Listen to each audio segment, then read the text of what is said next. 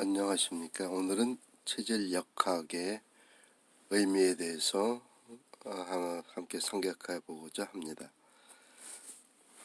체질 역학이 무엇인가? 체질을 판별하면서 가장 중심에 떠오르는 주제가 체질 역학적 어떤 구조적 이해로 집중됩니다. 즉 단순한 체질 판별, 처음에는 체질 판별을 어떻게 할 수 있을까 부단히 연구하고 노력하고 숙련해 왔지만 체질을 각계적으로 수없이 판별하더라도 계속 태어나는 사람, 계속 만나는 사람, 이 사람들을 무한정 판별을 하고 판별에 입각해서 체질적 섭생을 하고 치료를 하는 것이 이어진다 하더라도 수없이 반복되는 순환적 연속일 뿐이라 그러면은 체질 판별의 어떤 성과가 크게 드러나 보이지 않는다, 이런 것을 생각하게 됩니다. 즉 체질 판별력의 어떤 제한적 한계성, 시행착오적 어떤 실수라든지 변수에 의한 왜곡 또는 오감, 오진 등 여러 요인들이 지속되고 있는 데 비해서 체질 판별력 향상이라는 것은 그러한 것을 해소해낼 수 없다, 이런 것을 느끼게 되는 거죠. 또 한 사람의 체질 판별로 전반적인 체질의학의 대중화 또는 체질에 입각한 사람들의 삶의 변화를 추구하기에는 또 제한적이라 할 것입니다. 현재의 한의학 시스템이 체질에 관해서 얼마만큼 접근해 있는가, 이것을 생각해 볼 때 그 접근도는 굉장히 미약하다고 할 수 있습니다. 한의학에 관심을 가진 것이 얼마나 될 것인가, 그리고 한의학 중에서도 체질에 관심을 갖는 경우가 또 얼마나 될 것인가. 체질이라 하더라도 사상체질적 관점을 일부 갖고 운영한다 하더라도 보다 정확한 체질 개념에 접근할 수 있는 팔체질을 운영하는 한의사 또는 전문가들이 얼마나 될 것인가. 그리고 또 그 중에 체질을 정확하게 판별해 낼 수 있는 체질적 관심 또는 집중 정확도가 얼마만큼 개선되어 오고 있는가를 생각해 보면은 체질의 길은 그야말로 아직 씨앗, 시작에 불과하다, 이렇게 말할 수 있을 것입니다. 이와 같은 체질에 관한 공부를 계속 한다는 것은 여러 사람과 더불어서 체질에 관한 담론이 활성화되고 체질을 알고 체질에 따라 사는 것이 건강의 첩경 또는 근본이다 하는 사실을 모두 공감할 수 있는 세상을 만들어 가는 것인데, 이런 여러 가지 배경에서 체질 판별의 길은 혼자서 할 수 있는 것도 아니고 몇몇 관심 있는 사람의 관심만으로는 전체적인 체질 관심을 일으키는 데는 너무 미력하다, 이런 것을 느끼게 됩니다. 그러나 체질을 판별하는 어떤 대중화의 길을 모색하다 보니 사진 판별법의 개발까지 오게 됐습니다. 그렇다면 이 사진 판별법으로 체질의학의 발전을 위해서 어떻게 공헌할 수 있을까, 이것을 생각해 보게 되는 것입니다. 처음 사진으로 체질이 판별된다는 것을 알고 나서 뭔가 새로운 기대, 새로운 비전이 일어나는 것으로 저는 잠시 생각을 했습니다. 하지만 시간이 있어서 시내에 들어가는 길이 있었는데 명동거리를 잠시 걷다 보니 사람들이 너무 많았습니다. 속으로 저는 체질 판별을 사진으로 할 수 있다는 어떤 그런 생각을 하면서부터 이제 결국은 온 세상 사람들을 다 체질 판별의 길로 이끌고 모두가 체질을 알고 그러한 시대를 열게 된다면 사람들의 삶이 어떻게 달라질 것인가, 이러한 것을 생각해 보게 됐죠. 그러한 것이 마음 한켠에 자리 잡게 됐다, 이런 얘기입니다. 그러나 많은 사람들이 운집한 거리에 서면서 언제 마주치는 한 사람 한 사람 판별로 이 많은 사람들을 판별할 것인가, 그리고 어떻게 체질 판별이 서로 간에 전수가 되고 제대로 이어지지 못하는 현실에서 그런 생각이 어떤 갑작스럽게 들어오면서 너무나 좀 막연하고 먼 길이 아닌가, 이런 생각도 해보게 됐습니다. 이제 그러다가 체질 판별을 어떤 하면서 공통점, 어떠한 뭐 직업적이라든지 병이라든지 가족관이라든지 유전에 입각한 그런 어떤 공통점 또는 동시성, 어떤 이런 여러 가지 복합적인 사정들이 뭔가 체질 판별이라는 것이 한 사람 한 사람 판별해서 일궈 나가는 것이 아니고 어떤 길을 찾아냄으로써 체질적 공통점을 많이 밝혀냄으로써 사람들이 판별을 하지 않더라도 그렇다면 내 체질이 이렇게 되겠구나 하는 생각으로 연결되도록 할 수 있지 않을까, 이렇게 생각을 했던 것이죠. 그러다가 보니까 하나하나 어떤 밝혀지는 공통점을 엮어나가면은 그것이 많아지면 또 혼자만이 아니라 여러 사람들이 그러한 구조를 같이 밝혀내면서 구조를 뭐 인터넷이라든지 이런 데 공유함으로써 보다 체질적 접근을 용이하게 할 수 있겠다, 이런 생각을 하게 됐습니다. 결국 그것을 저는 체질망이라고 이름을 붙이게 됐고, 이제 성씨 본관별 어떤 체질, 이것을 또 묶어내게 됐고, 그리고 병리적 공통점, 그리고 직업, 취미, 어떤 장기, 이런 능력의 체질적 일관성이 있다는 것을 차차 깨닫게 됐습니다. 그리고 그러한 구조가 자연 속에 벌어지는 프랙탈적 구조, 풀이 번성하면 그 주변에 같은 종류의 풀이 번성하고 또 다른 데서는 다른 종류의 어떤 번성하는 세력이 무질서하지 않고 뭔가 조화를 이루고 자기 세력을 형성하고 어떤 일관된 어떤 그런 프랙탈적 구조를 갖추는 것을 보면서 체질에도 이와 같은 연결성이 그런 프랙탈적 구조로 이어지는 것이 아닌가, 이렇게 생각을 하게 되었습니다. 그래서 이제 블로그에다가 성씨 본관별 잠깐 볼까요? 이와 같이 네이버 블로그에 글을 쓰면서 판별한 것을 계속 기록하고 축적해가고,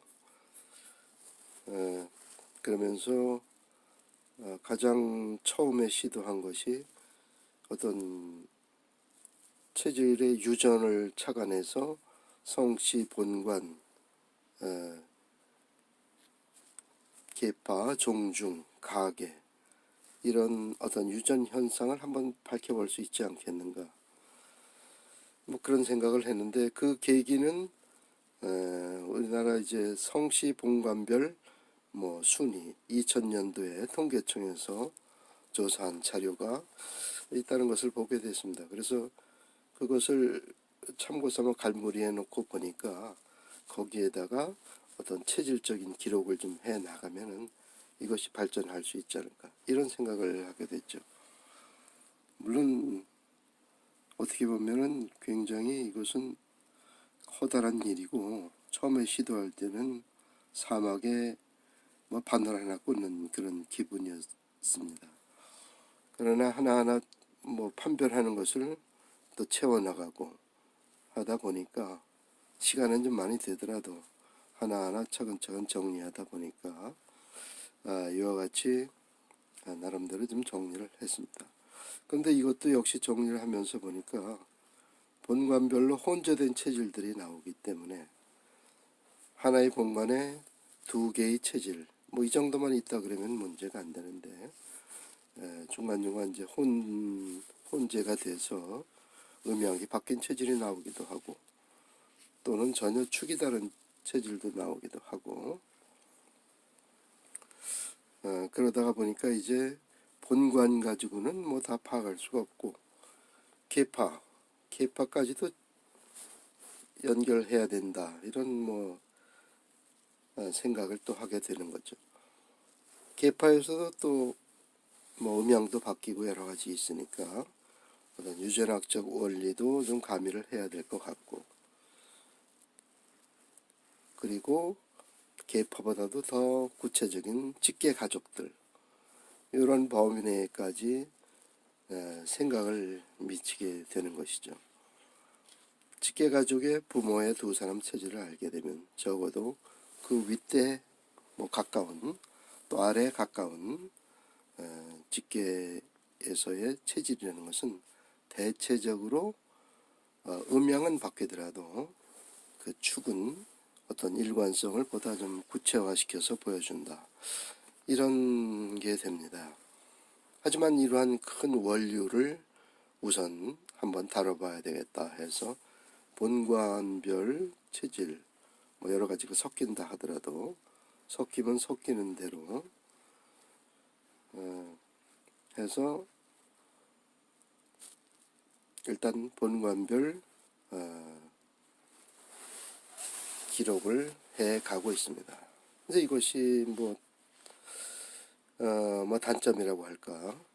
결국은 그러면 모든 본관마다 혼재된 체질이 다 발굴이 되면 모든 본관이 다 8가지 체질이 다 같이 있으면 뭐 소용없지 않겠는가 이런 생각도 들 수는 있지만 여기에 기록하는 것은 대표적인 것이고 이제 블로그에 제가 정리해 나가는 것은 그 본관에 어떠한 체질이 많은가 통계적인 데이터는 또 따로 축적이 되기 때문에 통계적인 의미는 후에 또 차차 가미될 수 있을 거라고 보는 것이죠.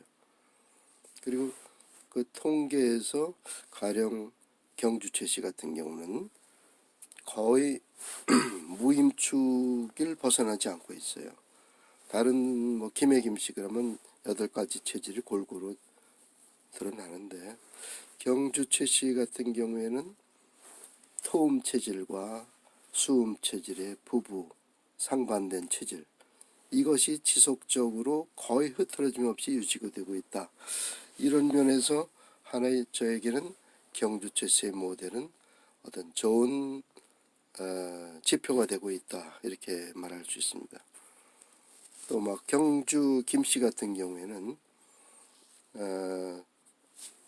현재 여러 가지 체질이 나오고는 있지만 가장 기본적으로 금음 체질과 목음 체질 즉 갑경축이 우세하고 일부 토음 체질과 수음 체질 무임축이 혼재되는 양상이 있는데 아직까지 보았을 때는 뭐 기계축이라든지 을신축은 별로 잘 보이지를 않는다 이런 얘기죠. 그렇다 그러면 이 정도의 자료를 통해서는 이제 자기 성씨의 본관을 가지고 대략 어떤 체질군에 좀 가깝다, 개연성이 좀 크다, 이런 정도의 생각을 할 수가 있다는 것이죠. 그러나 뭐 이거 하나만 가지고 체질망을 짤 수는 없는 거고, 그래서 여기에 이제 직업, 어떤 전문 취미 이런 기록과 질병 병리적인 기록을 체질과 연관하는 또 도표를 따로 이제 만들어 보게 되는 것이죠. 그래서 이거 직업 전문 취미 기록과 질병의학적 기록은 이 네이버에다 기록하지 못하고 도표를 분산해서 다음 블로그, 놀고 있던 다음 블로그에다 이 도표를 그려보게 됐습니다. 뭐 거기에는 또 다른 어떤 동기도 있었는데 뭐 그거에 대해서는 약하고, 자, 직업 전문 취미 기록을 한번 볼까요? 링크를 타고 이제 넘어오면은 직업 취미 운동의 팔체질 상관성 해서 또 이렇게 기록을 해보고 있습니다. 서로는 이렇고, 그래서 이제 금음체질 같은 경우는 거벽 등반을 하는 사람, 마라토너, 사이클 선수, 전통 무예기 천문, 뭐 요가, 스노우보드, 풋볼, 미식, 축구, 럭비 이런 데 있어서 금음체질들이 독보적으로 나옵니다. 물론 풋볼, 미식, 축구 같은 경우에는 모금 체질도 좀 섞여 있고, 그리고 이제 토음 발굴이라고 해서 과거의 판별에 거의 알아보지 못했던 토음 체질들이 좀 많이 섞여 있는 그런 경우가 있는데, 축구에서는 이제 토음 체질들이 절반 정도가, 과거에 모금 체질만 나왔는데 절반 정도 토음 체질이, 적어도 우리나라에서는. 그러나 이제 베트남 같은 경우에 보니까 아직도 모금 체질만 거기는 좀 있는 걸로 같아요.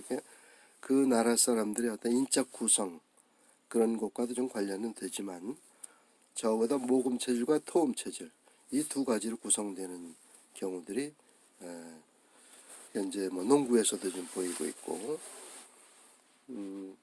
그러나 이제 모금 체질 중심에서는 토음 체질은 뭐 그렇게 거의 또 없는 경우도 있고, 이런 것은 뭐 밝혀나가는 중입니다. 그래서 미식 축구 같은 경우에는 이제 굉장한 지구력도 요하기 때문에 이 풋볼, 미식 축구, 그 다음에 축구, 이것이 조금 좀 개념적으로 좀 더 정리될 필요가 있는데, 금음 체질, 모금 체질, 토음 체질과 관련해서 좀 살펴볼 필요는 있습니다. 배구는 뭐 거의 금음 체질이고요. 다른 체질은 보지 못했어요. 서커스 할 수 있는 이 기량, 이건 전문 기량인데 역시 금음 체질이고, 플루트, 피콜로 부는 사람은 금음 체질이 분다, 이런 얘기죠. 피리, 대금, 펜플루트, 이것은 어떤 특징이 있는가 하면 그 부는 꼭지를 입에다가 살짝 대고 바람을 살살 불어내듯이 부는 특징이 있습니다.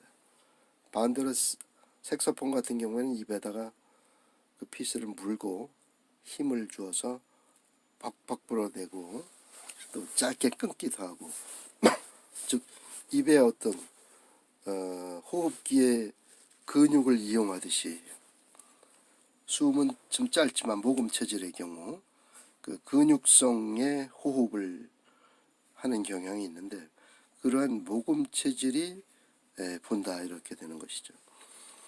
여기 있는 피리, 대금, 펜플루트, 피콜로, 플루트, 이것은 힘줘 부는 것이 결코 아니다, 이런 얘기죠. 이게 그 체질의 장부 구조에 의해서 불구하는 호흡법 달라지고 그 관련 악기도 달라진다, 이런 얘기죠. 핸드볼 기계체조, 피겨, 김연아 피겨. 처음에 김연아를 수양 체질로 생각을 했습니다. 여러 어떤 선입견적인 습득한 지식에 의해서. 그러나 금음 체질로 분명하게 밝혀지죠. 물론 뭐 수양 체질도 피겨를 할 수는 있겠지만 금음 체질처럼 힘의 기량이 보이는 그런 파워는 낼 수 없다 이런 얘기죠. 그렇다 그러면 피겨 선수권 대회에는 나갈 수 없게 된다는 얘기죠. 취미로는 얼마든지 할 수 있지만 취미로 가벼운 취미는 모든 종목을 모든 체질이 다 할 수 있다 이런 얘기죠. 그러나 전문적 기량으로 들어갈 때는 반드시 그 해당하는 체질이 입문하게 된다 이렇게 봐야 됩니다. 그리고 이제 직업들 전투기 조종사는 금음 체질이 최우선입니다. 그리고 이제 금양 체질도 일부 있어요. 가장 높이 올라가는 전투기, 가장 최고공을 올라가는 전투기로 금양 체질을 살펴본 적이 있습니다. 그리고 일반적인 싸움꾼 전투기 조종사는 금음 체질에 전담이 되죠. 말벌집 채집하는 사람을 여러 수소문, 인터넷으로 수소문, 즉 검색해가지고 찾아내서 판별하니까 전부 금음 체질이다 이거죠. 그리고 목수, 설계, 나무를 정확하게 잘라서 맞춰낼 수 있는 설계적 신미하는 역시 금음 체질이다. 그래서 건축 설계사는 금음 체질밖에 없다. 다른 체질이 건축 설계할 수 있지만 그것은 무너진다 이런 얘기죠. 정확성이 계산이 되지 않는다. 그 머리의 논리 구조가 금음 체질의 논리 구조로 금음 체질의 눈으로 보지 않으면 보이지 않는 그런 게 있다 이런 얘기가 됩니다. 이걸 뭐 다 볼 수는 없고 하여튼 이와 같은 식으로 모금 체질은 축구, 야구 이것은 이제 토음 체질이 좀 섞여 있다 그랬고요. 야구에는 이제 토양 체질이 뭐 일부 좀 있습니다. 하지만 주 체질은 모금 체질, 축구는 주 체질이 우리나라 같은 경우에는 토음 체질로 바뀌는 게 아닌가. 이 정도로 토음 체질과 모금 체질이 모금 체질은 스피드, 탄환 스피드를 내지만 바로 지치기 때문에 토음 체질은 스피드에서는 모금보다 떨어지지만 지구력이 있기 때문에 심폐가 좋기 때문에 그리고 그 토음 체질의 가장 큰 특징은 수평적 시야가 트여 있고 한눈에 사진 기억법으로 그것을 논리 계산에 응용할 수 있기 때문에 어떤 전세를 파악한다든가 전략을 짜는 데 있어서는 선천적 기량을 보이게 됩니다. 그래서 축구에서 패스할 곳을 찾는다든지 전후방에 어떠한 지금 현재 포지션이 진행되고 있는가 하는 것을 토음 체질은 선천적으로 파악한다 이런 얘기가 됩니다. 그래서 베트남의 축구 선수들이 모금 체질인데 거기에 진출한 그 감독이 바로 토음 체질, 그 토음 체질의 어떤 전략 시스템과 모금 체질의 어떤 추동력 이것이 조화됐을 때 보다 향상된 기량이 나온다. 이런 것을 볼 수 있습니다. 펜싱은 지금 펜싱은 토양 체질에 제가 정리를 한 걸로 알고 있는데 잠깐만요. 토양 체질의 아이스하키 검도, 검도와 펜싱이 그 차이가 있었습니다. 이것을 저도 그때도 이상하게 생각했는데 펜싱은 모금 체질의 어떤 그 순발력에서 이어지는데 검도, 팔 힘이 굉장히 요구되는 검도는 토양 체질이 아니고서는 따라갈 수 없다. 이제 복싱은 뭐 여러 체질들이 있습니다. 그래서 플러스 마이너스 이렇게 해놨고 서커스는 금음 체질이 하는데 서커스 봉은 모금 체질이 잡더라. 많은 예들을 보니까 수자폰, 유니폰, 바순 이 악기들은 오케스트라의 모든 악기들 그 입으로 살살 불어대는 그 위에 얘기한 거 이외에 대부분의 악기는 모금 체질들이 전부 전담을 하고 있다. 그래서 오케스트라는 모금 체질과 금음 체질의 지휘, 금음 체질의 플루트 등의 계열, 이제 소수의 북, 그다음에 챔버린, 그리고 장구의 토양 체질이 좀 섞이고, 토양 체질이 일부가 섞입니다. 하지만 드럼이라든지 복잡한 타악기는 모금 체질이 전부 맡고 있다는 것이 확인되고 있습니다. 오른쪽에 디자이너는 이제 토음 체질들이 디자인 계통에 좀 많이 발군이 되는데, 북 디자이너는 모금 체질이 하고 있다, 이런 얘기죠. 어떤 모금 체질의 그 감수성이 책의 내용과 어떤 매칭이 되는 것인지 정확하게 아직 분석은 못했지만, 적어도 모금 체질의 북 디자이너가 대부분 발굴이 된다, 이런 얘기입니다. 광고 디자이너, 모금 체질도 있고, 심령과학자, 고고학자 같이 그냥 그 한음을 파듯이 파고 들어가는 것은 모금 체질의 집중력이 아니고서는 되지 않겠는가 하는 데 생각이 이어지고 있습니다. 여기 항공기 승무원, 스튜디오스는 모금 체질이 거의 주류를 이루고 다른 체질이 일부 섞여 있습니다.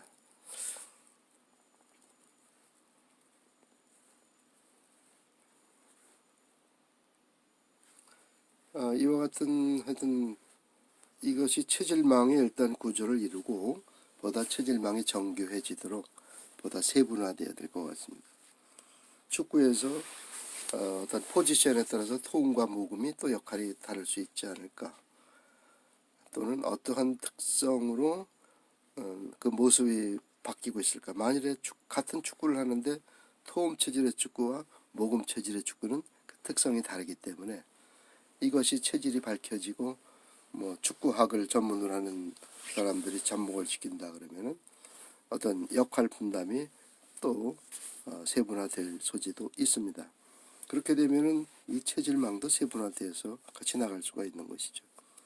그것은 그러한 기반은 체질이 받쳐져야만 일단 진도가 나가게 될 것으로 그렇게 보는 것입니다. 이외에도 이제 여기 현계창조 전염병과 질병의 체질 상관성, 이걸 한번 눌러볼까요?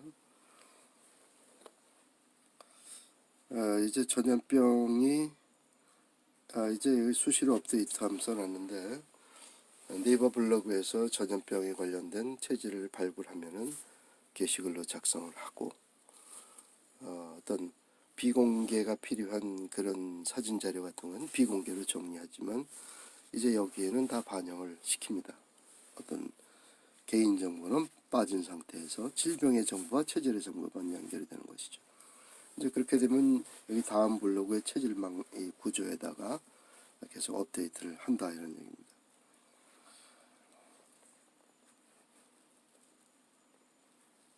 이제 그 체질이 걸리는 어떤 법전 전염병, 그 다음에 악성 종양과 암, 그 다음에 유전병이나 기타, 이러한 것을 이렇게 체질별로 정리해 나가고 있습니다. 이것은 어떤 감으로 한다는 것이 아니고 어떤 환자의 체질을 판별함으로써 그 예를 축적해 가지고 적어도 3사람 이상의 예제가 나오면은 그 체질 상관성을 일단 연결을 합니다. 그리고 이제 추가적으로 예제를 무작위로 랜덤으로 발굴을 해서 봤을 때 결국 그 상관성이 있는 체질로 계속 떨어질 경우에 이제 여기에 기록하게 되는 것입니다. 다른 예제가 나온다 그러면은 그때는 이제 플러스 마이너스로 후드함처럼 표시를 할 수 있고, 그러나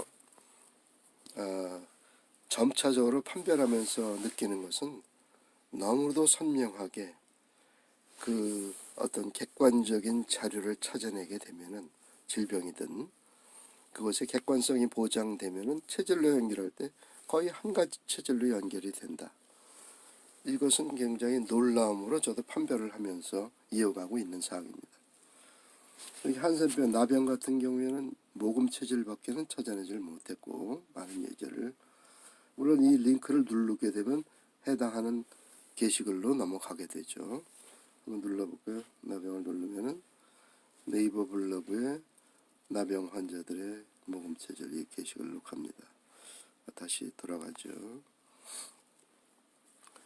그래서 신종 인플루엔자 A형 독감, A형 독감은 모금 체질입니다. B형 독감은 모금 체질이고요. 중동 코로나 바이러스, 사스 이게 다 이제 뭐 유사성이 있는데 A형 독감에 준하는 종류의 독감은 다 모금 체질에 해당이 되고 스페인 독감 역시 A형 독감 그런 에 준하는 건데 그래서 모금 체질이 걸리는 겁니다. 메르스 역시 모금 체질이고요. 광견병 환자 걸린 환자들도 모금 체질로 판별이 되어 있습니다.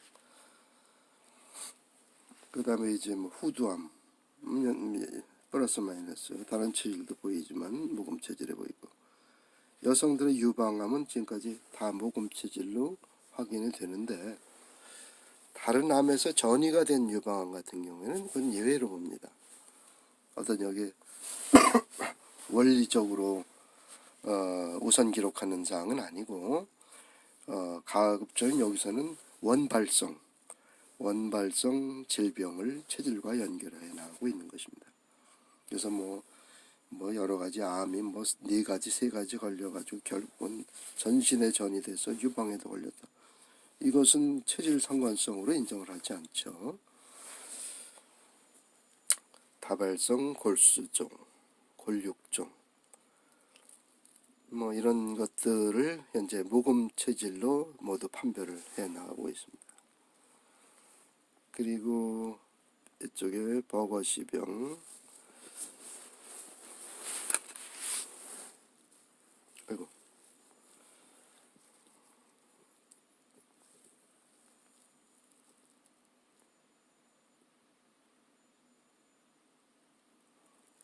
당뇨병과 당뇨합병증 뭐 이걸 잘못 눌러서 왔는데 이 당뇨병은 여러 체질들이 물론 다 걸립니다. 그러나 여기서 이제 합병증과 관련해 가지고 두 체질과의 관련성을 좀 살핀 것인데 이건 일단 넘어가고요. 하여튼 이와 같은 식으로 최근에 그 홍역 유행한다해서 어렵게 몇 가지 예를 찾았더니 모두 금형체질이더라. 에이즈 증상 환자는 다 금형체질밖에 없더라. 금형체질에게 에이즈 사망은 적어도 제가 지금 현재 추정하는 걸로는 병보다도 워낙 그 약의 부작용성이 강한 금형체질이 에이즈 치료 약에 의해서 부작용으로 더 비중 있게 사망의 원인이 되는 것이 아닌가 이렇게 추정하고 있습니다. 이것은 뭐 이제 다음 블로그에 체질방 개발 이렇게 찾아 들어가서 직접 하나씩 살펴보면서 이해를 좀 더 높여 나가면 좋을 것 같습니다.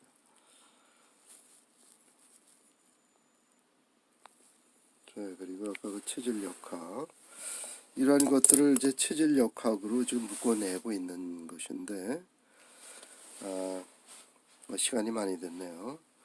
역학은 뭐 어떤 그 다이나믹한 힘력자의 역학이 있고 그러니까 의료적인 역학 유행병을 규명한다든지 그 다음에 동양 어떤 전통 그 사상으로서 역학을 반영한 이런 바꿀 역자의 역학 이와 같이 여러 가지 한자를 생각해 볼 수 있는데 저는 하여튼 한자를 보지 않고 체질 역학이라는 생각으로 체질적인 모든 담론이 어떤 일정한 관계성을 가지고 연결이 되고 있다. 이것을 이제 역학이라는 걸로 이제 살펴봤는데 세 번째 주역에 쓰는 이 역자 이런 체질 역학으로 어떤 보는 것이 타당하다 이런 생각을 해봅니다. 그래서 이 역학은 어떤 음양오행도 담고 있고 어떤 질병의 문제도 담고 있고 여러 가지를 종합적으로 담아서 그 중심적 개념으로서 분류의 원천이 되는 개념으로서 8체질 8가지를 어떤 방위적 개념으로 차용을 해봤습니다. 동서남북이라는 사상이 분명하고 동남, 서남 이와 같은 식으로 사이 방향을 아우르게 되면 8가지 방향이 되면은 이 8가지 방향성 가지고 어떤 방향도 표시하고 추적해 나갈 수 있겠다. 이런 아주 기본 원리를 우선 차용한다. 이런 얘기가 됩니다. 그래서 8체질은 어떤 8방향성과 일치하기 때문에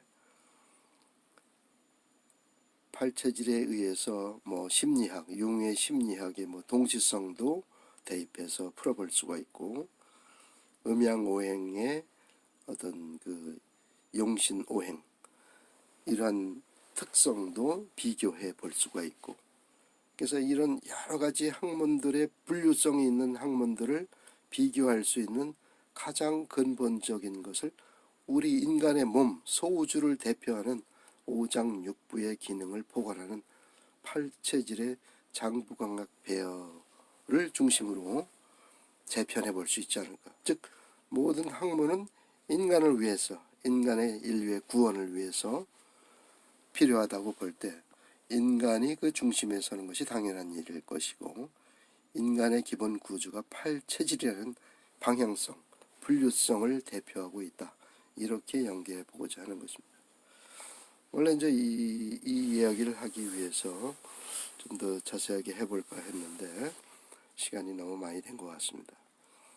이와 같은 8체질은 모든 세상의 분류, 모든 세상의 개념 이해에 어떤 원형적 개념을 보여줄 수 있다.